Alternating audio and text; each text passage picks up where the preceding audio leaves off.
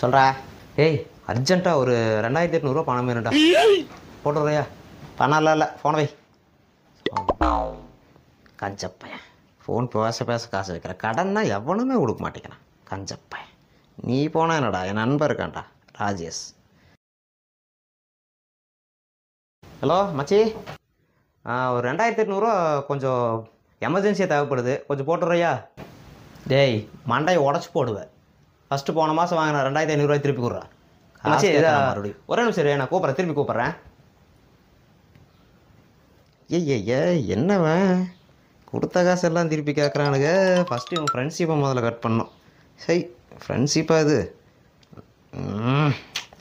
வேறு யாருக்கு கூப்பிட்றது இது சரிப்பட்டு வர்ற மாதிரி தெரியல முதல்ல குரூப்பில் ஒரு மெசேஜை தட்டி விடலாம் ஐயோ சிவா வேற குரூப்ல ஏதோ மெசேஜ் போட்டிருக்கான் அர்ஜென்ட்னு சொல்லி அவன்கிட்டே கால் பண்ணி கேட்டு பார்க்கலாம் டே ஏதோ குரூப்ல அர்ஜென்ட்னு மெசேஜ் போட்டிருக்கடா என்னாச்சு ஆமாம்மா ரொம்ப சொல்ல முடியாத எமர்ஜென்சி சீக்கிரம் போட்டு வரையா 2800 தான் சீக்கிரம் போட்டு வரையா வீட்டில் யாருக்காவது உடம்பு சரியில்லையா ஏதாவது மெடிக்கல் எமர்ஜென்சியா என்னாச்சுடா இல்லை யாருக்கும் ஒன்றும் ஆகல எல்லாரும் நல்லா தான் இருக்காங்க சூப்பராக இருக்காங்க டேய் ஒரு குடும்ப வெளிச்சத்துக்கு வரும் ரொம்ப அர்ஜென்ட்டு ப்ளீஸ் ஹெல்ப் மீன் போட்டிருக்க என்னன்னு சொன்னீங்கன்னா இப்போ நான் ஜிபே பண்ணுவேன் அது ஒன்றும் இல்லை வீட்டில் கரண்ட் பில்லு வந்து 3000 ரூபா வந்துருச்சு என்கிட்ட வெறும் 200 தான் இருக்குது கரண்ட் பில்லு கட்டலைன்னா பீஸ் கட்டை வேறு பிடுங்கிட்டு போயிடுவாங்க இன்றைக்கி தான் லாஸ்ட் டேட் வேறு வீடு வந்து இருட்டாயிருமில்ல அதைத்தான் அப்படி நான் டைப் பண்ணி சென்ட் பண்ணியிருந்தேன் அடச்சி கடன் வாங்குறதுக்கு இது என்னடா புது டெக்னிக்காடா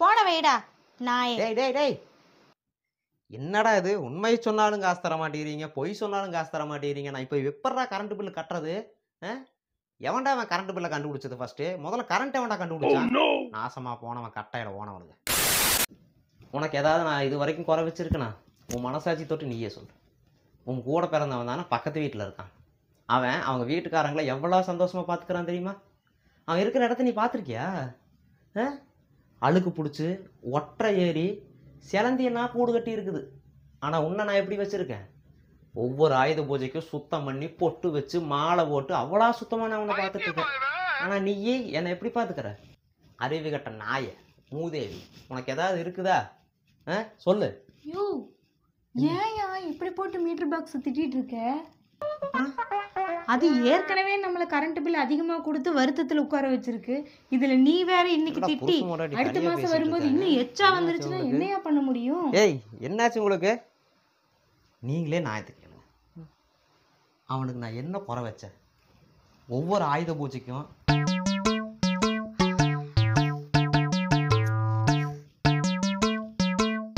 ஏய் பெண்ணு உனக்கு கரண்ட் பில் வந்து வரக்கூடாது அவ்வளோதானே அங்கே தெரியுது பார்த்தியா கட்டை அதை பிடுங்கி வச்சிரு இதுதான் விஷயமா அப்போ அந்த கட்டையை பிடுங்கி வச்சுட்டா நம்ம டிவி ஃப்ரிட்ஜு வாஷிங் மிஷின் எது போட்டாலும் கரண்ட் பில்லே வராதா ஏங்க ஃபர்ஸ்ட் அந்த கட்டையை பிடுங்கி வச்சிருங்க போங்கடா லூசுகளா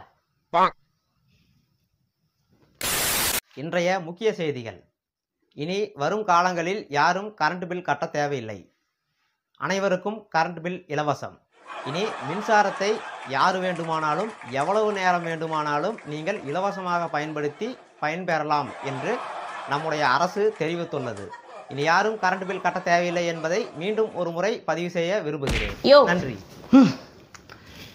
என்னையா பகல்லையே தூங்கிட்டு இருக்க என்னாச்சு என்ன ஆச்சா ஒரு வாரமா கரண்ட் பில் கட்ட சொல்லிக்கிட்டே இருக்கேன் இப்ப பாரு அவன் வந்து கட்டையை புடுங்கிட்டு போயிட்டான் கட்டைய புடுங்கிட்டானா யாரு கேட்டவன் கட்டையை புடுங்கிட்டு போனா இப்பதான் கரண்ட் பில் எல்லாம் ஃப்ரீன்னு சொல்லி டிவில சொன்னாங்க என்னையா பகல் கனவா இருந்தாலும் ஒரு நியாயம் வேண்டாமா கனவா இதெல்லாம் நிஜம் இல்லையாப்பா யோ ஃபர்ஸ்ட் போய் பில்லை கட்டிட்டு பீஸ் கட்டையை வாங்கிட்டு வா என்னடி இது 4000 ரூபா வந்திருக்கு ஆமா அப்புறம் வராதா பின்ன வீட்டு வாடகையே 5000 ரூபா தாண்டி கரண்ட் பில் 4000 ரூபா வந்திருக்கு யோ கொஞ்சம் மெதுவா பேசு அதை வேற அந்த கிளவி கேட்டுச்சுன்னா வாடகையை எச்சு பண்ணிடும் ஐயோ கரண்ட் பில் கட்டுறதுக்கு சம்பாதிக்கணும் போல் இருக்கே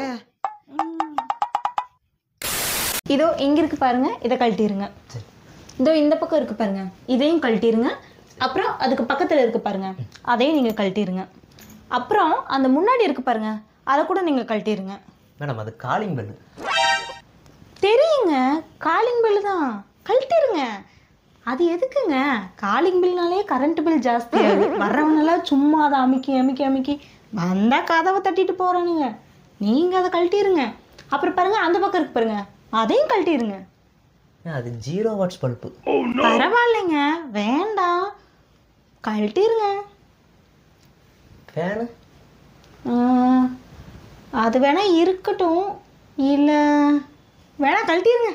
சரி அதையும் கழட்டிடுங்க. சரி. எதுக்கு? கரண்ட் பில் வந்துக்கிட்டே இருக்கு, யாருனால கரண்ட் பில் வர வர கட்ட முடியும்?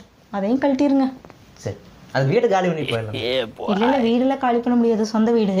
அதனால இருக்கிறத மட்டும் கழட்டிட்டீங்கன்னா அப்படியே வாழ்ந்துட வேண்டியதுதான். சரி கழட்டிருப்பா. சரி. ஆர்டர் எடுக்கிறதுக்கு யாருமே இல்லையா? யாராவது வாங்கலேன். வந்துட்டு சொல்லுங்கள், என்ன சாப்பிட்றீங்க? அண்ணா 2 தோசை. வேற வேற எதுவும் வேண்டாம், தோசை மட்டும் போதும். கொண்டு சரி. வாங்க. நாங்கள் தண்ணி. அண்ணா அந்த பேனை போட்டு விட்டுட்டு போங்கண்ணா. அண்ணா அந்த பேனை கொஞ்சம் போட்டு விடுங்கண்ணா.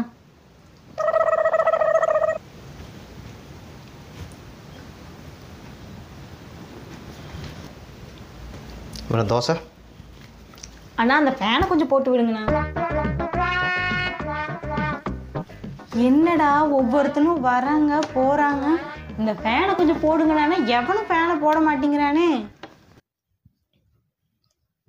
அண்ணா அந்த ஃபேனை கொஞ்சம் போட்டு விடுங்க, உட்காரவே முடியல, மாறி மாறி வந்துட்டே இருக்கீங்க, யார்கிட்ட சொன்னாலும் ஃபேனே போட மாட்டேங்கிறாங்க, போட்டு விடுங்க. நீங்கள் சாப்பிட்ற 2 தோசைக்கு ஃபேன் போடணுமா? கொடுக்கறது 30 ரூபா, கரண்ட் பில்லு 70 ரூபா வரும். யார் கொடுப்பா மீதி காசு? அதுக்குன்னு என்ன, சாப்பிட்றதுக்கு ஹோட்டலுக்கு கூட வரக்கூடாதா? வராதீங்க. யார் வர சொன்னா? வராதீங்க. கரண்ட் பில்லாம் ஏறிட்டு இருக்குது, யாருமே வராதீங்க. வந்தீங்களா பார்சல் வாங்கிங்களா, வீட்டில் போய் உட்காந்து ஃபேனு ஏசி எல்லாம் போட்டு தின்னுங்க. இங்கே வந்து உட்காந்து ஃபேனை போடு லைட்டை போடுலாம் கேட்காதீங்க. வேற ஏதாவது சாப்பிட்றீங்களா? ஒன்றும் வேண்டாம்.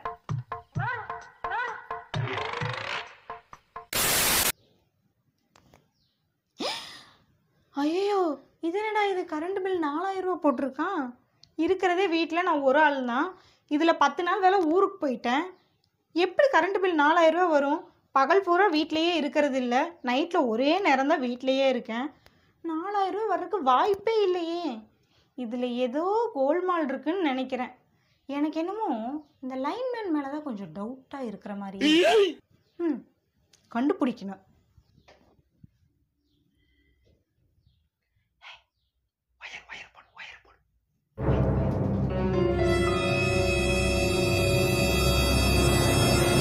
டேய் யார நீ? டேய் நீ அந்த பக்கத்து வீட்டுக்காரன் தானே?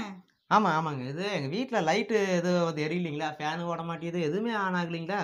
அதான் உங்கள் வீட்டு மீட்டர் பெட்டியில் லைட் எரியுதுன்னு பார்த்துட்டு. ஏண்டா அந்த பக்கமெல்லாம் லைட் இருக்கான்னு தெரியலையா வீட்டுக்கு பார்த்தா?